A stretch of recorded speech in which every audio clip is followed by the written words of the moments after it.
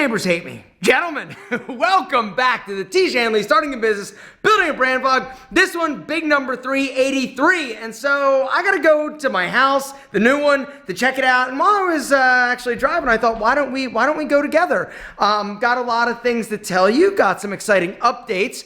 And my neighbor's called code enforcement on me because he's an angry old dude. Let me explain. So the one thing that I've learned over my career of building crap is that people don't like change. The fact is, I'm building a house on a lot that was vacant for many, many years, and it's in a very visible area in a small town, right? And so a few months ago, my builder, Michael Adisic, posted like house rendering plans of our house on their Instagram page, right? And so all of a sudden somebody called me, one of my friends was like, you realize that your house plans are on the Marietta City like Facebook group? I'm like, what are you talking about? And so I go and like, it felt like a violation a little bit, but you know what? It's out there and whatever. I talk about it here on this YouTube channel, so why am I that upset, right? Of course. But it was weird to actually just like read through the comments because people had a lot to say. Now, the majority of people were like pretty positive. They're like, you know what, hey, good for you, increasing people's property values and doing all that, right? Like, which is what most people would think, right? If there's somebody who wants to build an expensive house, you know, near you, that's great, right? It's going to increase your property value. It means that people are interested in investing in your town, and that should be a good thing. That's what people that are kind of like logical and think about things like from an opportunity perspective think about things. But then there are other people that were very, very, very, very upset that this house was being built. And, you know, like, there goes the neighborhood kind of thing. I'm thinking to myself, I've been by your house. You need to mow your damn grass and paint your windows. It's horrible. Anyway, and so it was really kind of like, I didn't want to look, but everybody was like, you got to look at these comments. Now, like I said, the majority of people that posted on that thing were great, and they were like supportive, like, I can't believe, you know, they were defending us a little bit, like, I can't believe, you know, whatever, like, you would be so upset about this, it's so stupid, you know. Then other people were like, you know, these people have given money to the school. Like, there were definitely some advocates, but there were definitely some people that were not super pumped about this house. And so it's interesting though, because whenever like I'm out and I'll meet somebody and they're like, oh, you know, we'll be talking, and you can always see in their face when they're not excited about it, when they're like, oh, you live there, right? And you're building that. Oh, okay. Yeah. And, you know, it's interesting, but you know, a lot of people have an opinion. And like I said, in a small town like this, people don't always get behind change, and this is definitely a change, you know, for the better or worse. It's not up to me to decide. It's just something that I want to do. My wife always will say like, well, you could have bought the lot. And I'm like, you can't, like, literally, I'm like, honey, you can't say that out loud. She's like, well, why not? They could have bought it. I'm like, yes, they could technically, but that's something that like a rich asshole says, like, well, you could have bought it, like, right? You can't say that. So her and I have gotten into some arguments about that. Anyway, I just love building houses. I love this. I love everything about it. And if this is how I choose to, you know, spend my money, you know, whatever. And this is, once again, it's kind of like a little bit of that Italian guilt thing that I always have. But the other day, we got a message from code enforcement. Basically, somebody called about the sidewalk that was cracked. It was right when we cracked it. We were delivering a bunch of gravel and more truckloads of dirt. And for the record, the backfill is officially done. Guess how many truckloads of dirt? Guess how many? Guess how many?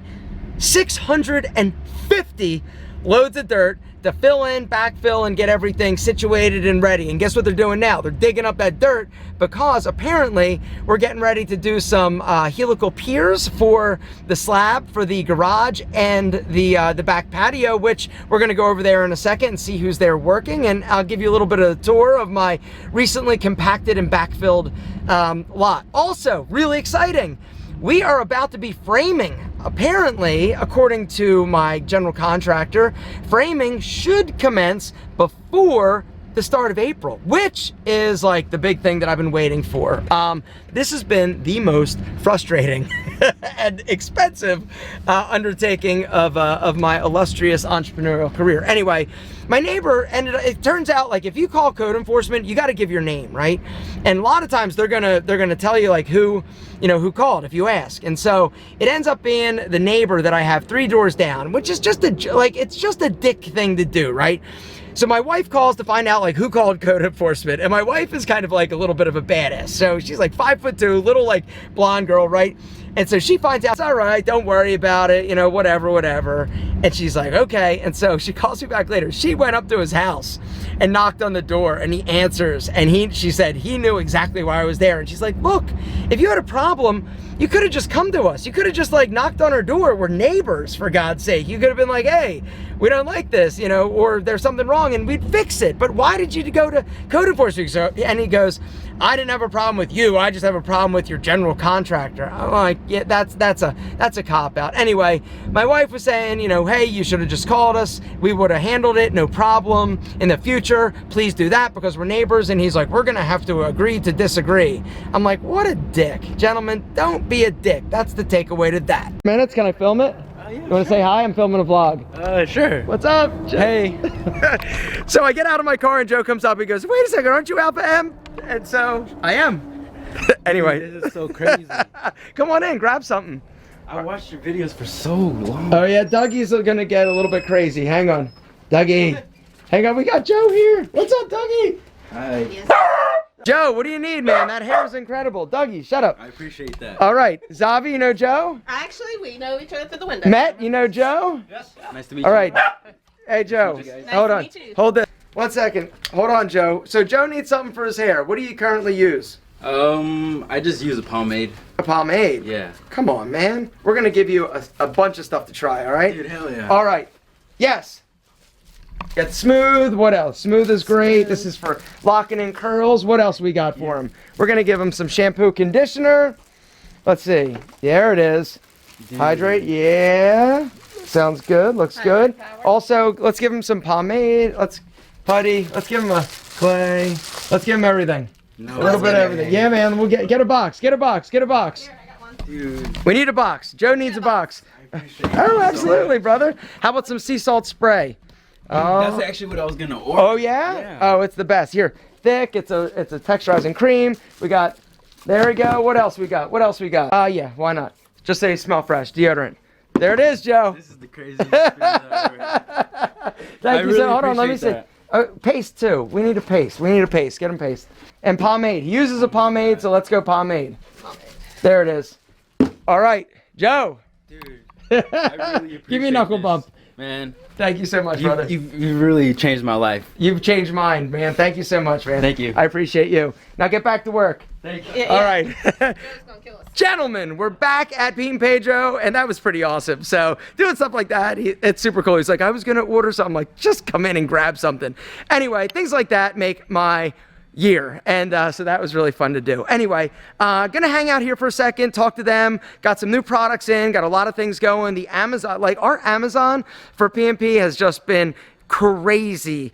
Crazy. We got a few badges. And someday, if you want more like Amazon talk, because Amazon is something that I was not always 100% on board. If you want me to give you my opinion, and now that I've got more learnings through Tiege, Hanley, and Pete and Pedro about Amazon, down below say, yo, Alpha, tell us a little bit more about Amazon, because the Amazon business model is a tricky one, but it's definitely beneficial if you can figure it out, and it's awesome if you do, but it's also got a lot of challenges. Something else that I was disappointed. Last week's vlog was so amazing, in my opinion, but I screwed it up. I screwed it up with the title and the thumbnail originally, like the big balls. The whole idea and premise behind that vlog, if you haven't watched it, you need to. It's about how to basically private label a product and get it to market, or the benefits of private labeling a product. product, because Pete and Pedro, as I talked about in the video last week, it started as a private label product, and I explained the whole thing. It's not anymore because of the volume that I order. I could customize everything,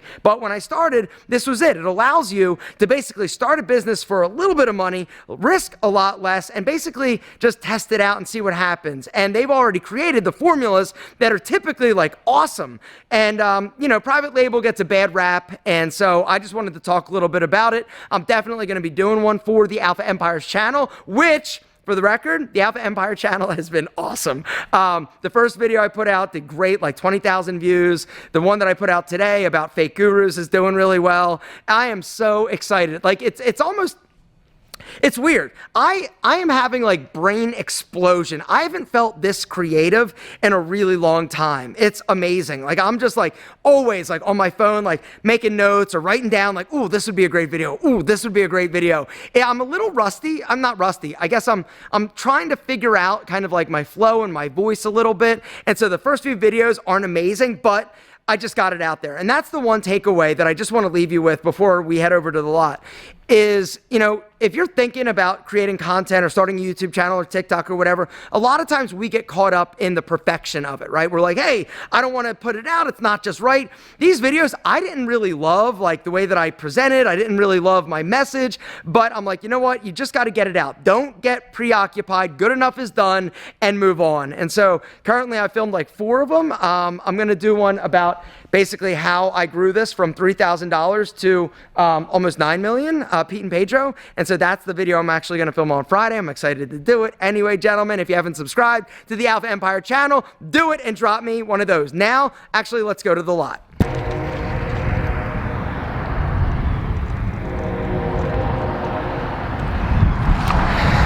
Here it is. Lots of gravel. That's the funny thing. Like the dirt isn't that expensive to buy. The gravel, like the gravel, that's the expensive thing. And it just kills me because, you know, when I think about like buying like 650 loads of dirt, it's like, okay, I needed it. But the gravel, like the gravel's expensive. Now, technically we need it so that people can like park and stuff like that, but gravel's gonna get like pulled up and like thrown away. So this is literally, the gravel's like, for me, it's like wasted money and I hate it. Anyway, they just recently dug, all of the trenches for the footers, all through there. And let's actually go down here. I'm getting old. And then more for the back porch. Let's get down here. And they're gonna be, these, it's like a maze. This is awesome.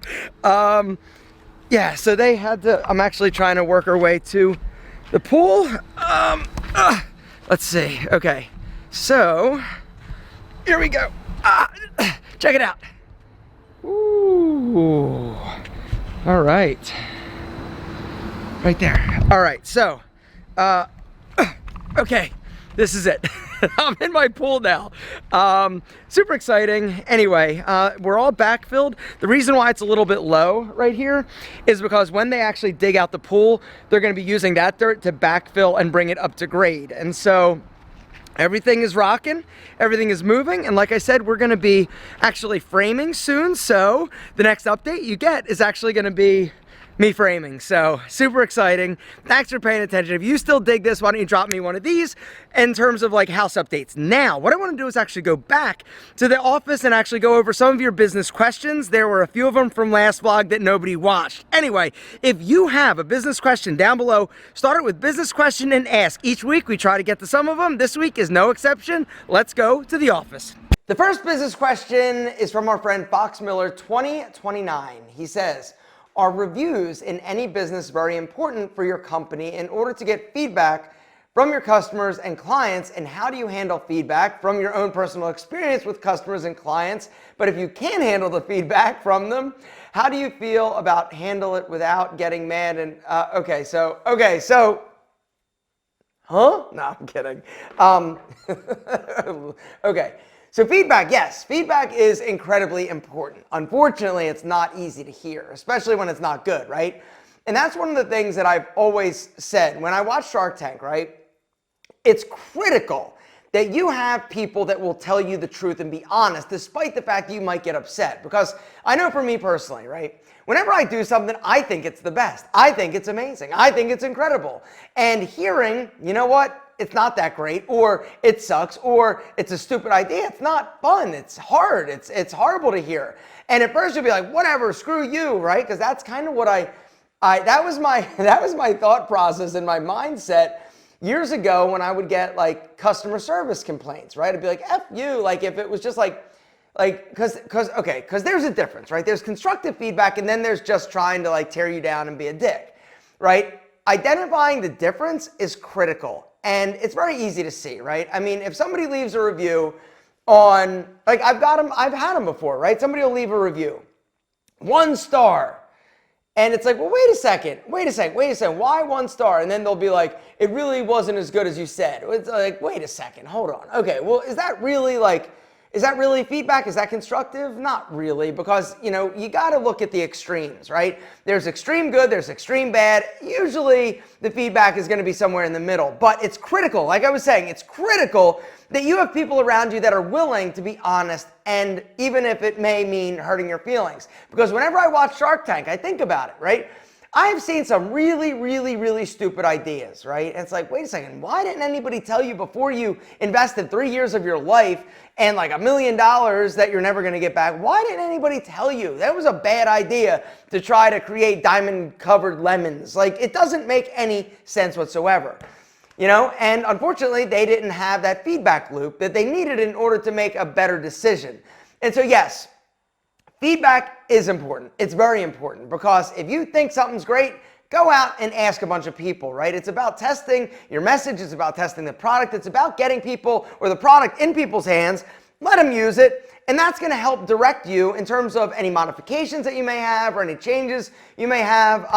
Perfect example is the Pete and Pedro deodorant, right? Created an incredible natural product, great deodorant, but people were complaining, hey, it doesn't work well enough. And so, well enough, what does that mean? Got a lot of 5 stars, a lot of, 3 stars, a lot of 4 stars, but does it not work as well as we want it to? The answer was yes, we want to upgrade it. We want to do better.